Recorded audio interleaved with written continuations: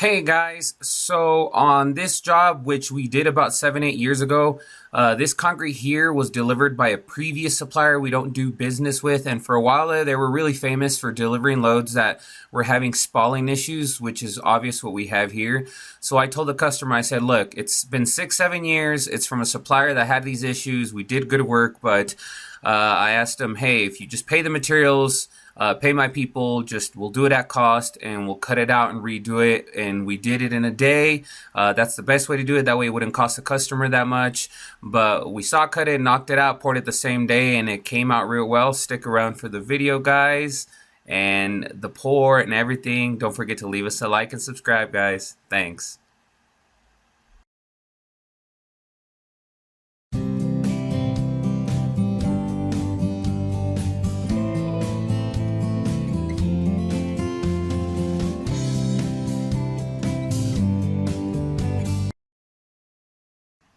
Anytime we're doing our work, we wonder and tell ourselves, if we have to tear out our own stuff, it's going to be terrible. Well, that was the case here. There was a lot of rebar, but the base here was a bunch of sand from when they built a garage, so I didn't have to bring in more road base. We compacted that, relayed the rebar, relayed the form, and poured it out. But man, it was tough breaking out my own concrete. At least we do things right.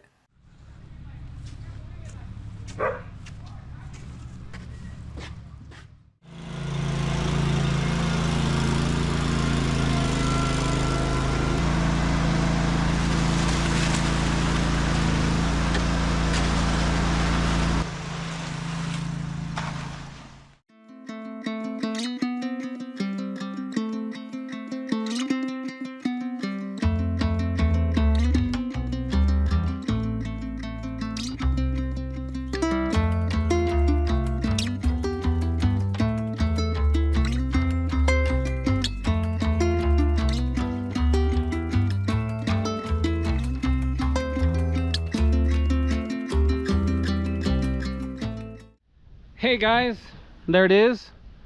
Pour went well. Check it out. We saw cut there, tore it out. A lot of rebar. The guy that poured it last, did a pretty good job, but it was spalling. We don't know why. So this time we poured 4,500. Poured midday. We don't do that, but since I had to get knocked out in one day, we did it. And then we finished it with day one and broomed it. This should hopefully not spall again, hopefully. But there it is, guys. Thanks for sticking around for this little job. Tomorrow we're starting the main one, bigger one, and we'll see you then. Thanks, guys. Have a great day. Bye.